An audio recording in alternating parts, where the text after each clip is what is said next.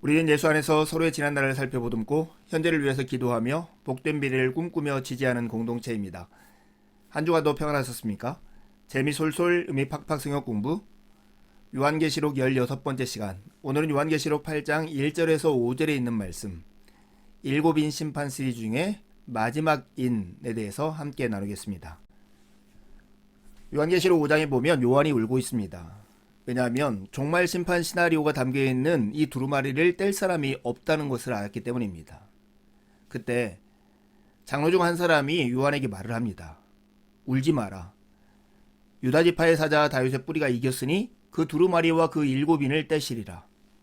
그의 말처럼 어린 양이신 그리스도께서 보좌에 계신 하나님으로부터 두루마리를 취하십니다. 그리고 인을 떼기 시작합니다. 첫 번째 인, 두 번째 인, 세 번째 인, 네 번째 인이 떼어질 때마다 흰색, 붉은색, 검은색, 청황색 말을 탄 자들이 나타납니다. 이 네 가지 심판은 전쟁과 기근과 죽음을 통한 심판을 우리에게 보여줍니다. 다섯 번째 인이 떼어지자 박해를 받고 영광 속에 들어간 그리스도인들이 박해하는 자들을 심판하여 하나님의 공의를 증명하실 것을 구하는 기도를 드립니다. 이것은 심판의 필연성과 지연성을 우리에게 보여줍니다. 그리고 여섯 번째 인은 천재지변을 통한 최후의 심판이 예고되고 있습니다. 이렇게 엄중한 심판이 예고되는 이 상황에서 신자들은 이런 질문을 할 수밖에 없죠. 하나님의 심판이 이렇게 내려지는 이 상황에서 이 땅에 남아있는 그리스도인들, 교회의 미래는 어떻게 될 것인가? 7장은 그 질문에 대한 답으로 안전함을 얘기합니다. 심판을 유보시키고 하나님은 하나님의 백성들에게 이마에 인을 치도록 만듭니다. 그 숫자가 14만 4천인데 이것은 상징의 숫자로 허다한 많은 무리를 표현하는 말입니다. 그리고 이 말이 끝난 다음에 드디어 일곱 번째 인이 떼어지는데 오늘이 바로 그 장면을 나누는 본문입니다. 먼저 1절에서 5절에 있는 말씀을 한 목소리로 읽겠습니다. 일곱째 인을 떼실 때에 하늘이 반시간쯤 고요하더니 내가 보매 하나님 앞에 일곱 천사가 서 있어 일곱 나팔을 받았더라. 또 다른 천사가 와서 제단 곁에 서서 금 향로를 가지고 많은 향을 받았으니 이는 모든 성도의 기도와 합하여 보좌 앞 금 제단에 드리고자 함이라. 향연이 성도의 기도와 함께 천사의 손으로부터 하나님 앞으로 올라가는지라. 천사가 향로를 가지고 제단에 불을 담아다가 땅에 쏟음에 우레와 음성과 번개와 지진이 나더라. 읽은 말씀을 대략 간추리면 이렇습니다. 일곱인을 떼실 때 하늘이 반시간쯤 고요해졌습니다. 그런 다음에 요한이 하나님 앞에 서 있는 일곱 천사를 보게 되는데요. 그들은 일곱 나팔을 받아 가지고 있었습니다. 그리고 또 다른 천사가 와서 제단 곁에 서 있는 걸 보게 됩니다. 금향로를 가지고 많은 양을 그가 받았는데 이는 모든 성도의 기도와 합하여 보좌와 금 제단에 드리고자 한 것이었습니다. 이 천사가 향로를 가지고 제단에 불을 담아다가 이제는 땅에 쏟습니다. 그러자 우레와 음성과 번개와 지진이 나왔습니다. 일곱째 인 심판은 일곱인 심판 시리즈의 결론입니다. 하나님의 최후 심판이 너무나 두려워 온 세상이 반시간쯤 쥐 죽은 듯이 조용해졌습니다. 믿는 자들을 박해하는 세상을 심판해달라는 계시록 6장 10절의 성도들의 간청에 대한 하나님의 공식적인 응답으로 최후 심판이 이제 시작되는 것입니다. 그런데 왜 하필 나팔일까요? 구약성에 보면 나팔이 여러 용도로 사용됩니다. 사람들을 모으는 소집의 장면에서 또는 회개를 촉구하기 위해서, 때로는 기쁜 일이 있을 때 경축하기 위해서 나팔이 사용됩니다. 오늘 본문에서는 나팔이 승리의 상징으로 사용됩니다. 주님께서 왕이 되신 새 시대를 선포하는 역할을 하는 것이죠.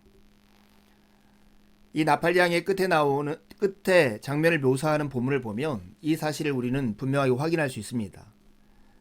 계시록 11장 15절에서 17절 말씀에 보면 일곱째 천사가 나팔을 불매 하늘에 큰 음성이 나서 이르되 세상 나라가 우리 주와 그의 그리스도의 나라가 되어 그가 세세토록 왕 노릇 하시리로다 하니 하나님 앞에서 자기 보좌에 앉아있던 24장로가 엎드려 얼굴을 땅에 대고 하나님께 경배하여 이르되 감사하옵나니 옛적에도 계셨고 지금도 계신 주 하나님 곧 전능하신 이여 친히 큰 권능을 잡으시고 왕 노릇하시도다 이렇게 말씀합니다.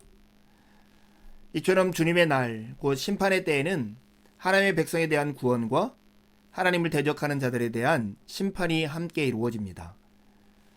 즉 주의 이름을 경외하는 자들에게는 상을 주시며 또 땅을 망하게 자들에게는 멸망시키는 날이 주님의 날, 곧 심판의 날인 것입니다. 특별히 본문 3절에서 5절이 참 중요합니다. 또 다른 천사가 와서 제단 곁에 섭니다. 그리고 향연과 함께 성도들의 기도를 하나님 앞으로 올려드리죠. 그런 다음에 제단 불을 담아다가 이제는 땅에다 쏟습니다. 그러자 우레와 음성과 번개와 지진이 났습니다. 계시록 6장 12절과 17절 그리고 8장 1절은 박해받은 자들의 기도, 즉 계시록 6장 9절에 10절에 드린 기도에 대한 응답입니다. 그리고 오늘 본문은 그 응답으로 드러나는 최후의 큰 심판이라고 말할 수 있습니다. 향연이 성도의 기도와 함께 하나님 앞에 올라간다는 이 사실은 계시록 6장 9절에 10절의 간청이 이제 하나님 앞에 상달되었음을 그림처럼 우리에게 보여줍니다. 4절에 나오는 향연이 성도의 기도와 함께 천사의 손으로부터 하나님 앞으로 올라간다 하는 이 말씀에 주목해 보십시오. 하나님 앞에 올라가는 것은 기도만이 아니라 향연과 함께 올라갑니다. 물론 이 기도는 하나님의 말씀과 그들이 가진 증거로 말미암아 죽임을 당한 영혼들이 제단 안에서 드린 기도입니다. 즉 순교자들과 순교적 삶을 사는 자들의 탄식하는 기도가 하나님 앞으로 올라가는 것입니다. 그런데 이 성도들의 기도는 향연과 함께 올라갑니다. 금향로에 담긴 많은 향, 그 향이 하나님 앞으로 올라가는 것이죠. 구약시대 성막 안에 있는 향단, 그 향단에서 올라가는 향은 그리스도의 중보적 기도를 예표합니다. 그러니 성도의 기도는 그리스도의 중보적 기도와 함께 하나님께로 올라간다 이렇게 말할 수 있습니다. 하나님의 주권적인 심판 행위, 그 행위는 그리스도의 중보적 기도와 성도들의 탄식하는 기도에 대한 응답입니다. 우리는 우리 홀로 이 어려운 상황 가운데 서 있는 것이 아닙니다. 우리에게는 구원자가 계십니다. 우리의 탄식에 응답하시는 주님이 계십니다. 이것이 기도의 자리에 서 있는 신자들의 영광이고 특권입니다. 우리는 어떤 순간에도 혼자가 아닙니다. 기도의 자리에서는 특별히 그리스도께서 우리와 더불어 함께 기도하신다는 이 사실을 늘 마음에 새기고 기도하는 여러분이 되기를 바랍니다. 우리가 드리는 기도가 이처럼 그리스도의 중보적 기도와 연합사역이라면 우리는 기도자로서의 삶과 우리가 드리는 기도의 내용을 점검해 볼 필요가 있습니다. 그럼 하나님께로 올라가는 이 기도, 누가 드린 기도입니까?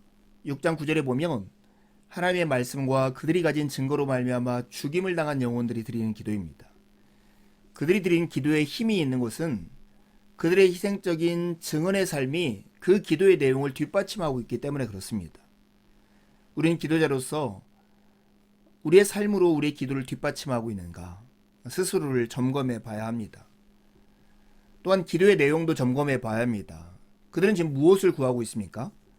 6장 10절에 보면 거룩하고 참되신 대주제여 땅에 거하는 자들을 심판하여 우리의 피를 갚아주지 아니하시기를 어느 때까지 하시려 하나이까 이렇게 하나님께 탄식하며 기도하고 있습니다. 이 기도는 마치 우리의 원한을 풀어주십시오 라고 하는 말처럼 들릴지 모르지만 실상 그들의 기도는 하나님의 거룩하고 참되심이 주님이 공의를 시행하시는 걸 통해서 드러나기를 구하는 기도였습니다. 예수님이 가르치신 기도의 내용으로 보면 주님의 나라가 임하시옵소서, 하나님의 뜻이 하늘에서 이루어진 것처럼 이 땅에서 이루어달라고 하는 기도인 것이죠. 우리는 무엇을 구하고 있습니까? 원수 갚아주기를 구하고 있습니까? 아니면 하나님의 공의가 시행되기를 구하고 있습니까? 단지 자신의 유익을 구하고 있습니까? 아니면 하나님의 영광을 구하고 있습니까? 시편 141편 2절에 보면 나의 기도가 주의 앞에 분향함 같이 되며 나의 손 드는 것이 저녁 제사 같이 되게 하소서 하는 기도가 있습니다. 이 기도가 또한 우리의 기도가 되어야 할 것입니다. 이 기도에 대한 응답으로 우레와 음성, 번개와 지진이 일어납니다. 우레와 음성과 번개와 지진이라는 말은 계시록 11장 19절과 16장 18절의 최후 심판에 대한 묘사와 거의 동일합니다. 이는 구약 성경에서 하나님의 심판에 대한 묘사, 특히 시내 산에서 있었던 심판에 대한 묘사에 뿌리를 두고 있습니다. 그런데 여러분, 계시록 내내 이러한 자연현상, 이런 자연현상은 하나님의 현존을 보여주는 주제음악과 같습니다. 마치 대통령이 입장하면 대통령 음악이라고 하는 것이 나오는 것처럼 비슷한 것입니다. 하나님은 당신의 말씀과 그들이 가진 증거로 말미암아 죽임을 당한 영혼들이 드리는 기도에 친히 당신을 나타내심으로써 응답하십니다. 즉, 그들의 기도에 대한 응답은 하나님 자신이었던 것입니다.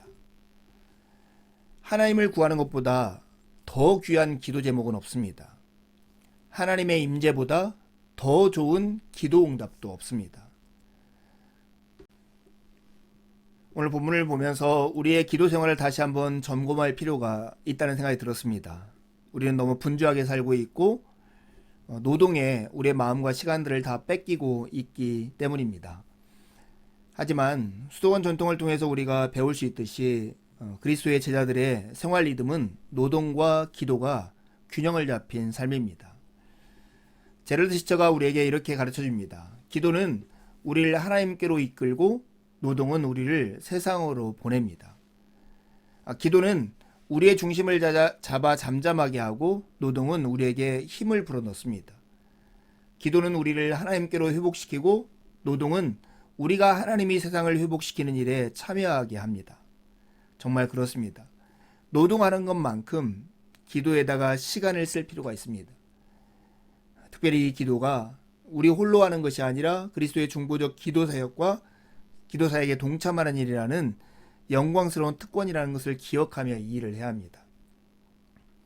노동이 없다면 우리의 기도는 공허한 훈련이 될 것입니다. 그러나 기도가 없다면 우리의 노동은 헛된 우상이 되고 말 것입니다. 이제 요한계시록 8장에서 11장을 펴고 할 수 있는 만큼 반복해서 읽으십시오. 읽으면서 마음에 닿는 부분을 노트에 기록하시고요. 기록한 내용을 가까운 누군가에게 나누어 보십시오. 다시 영상을 보며 생각을 가다듬어 보시고 묵상하고 깨달은 내용을 붙잡고 하나님께 나아가 기도를 드리십시오. 하나님의 은혜가 아침 햇살처럼 여러분의 영혼 안으로 들어올 것입니다. 감사합니다.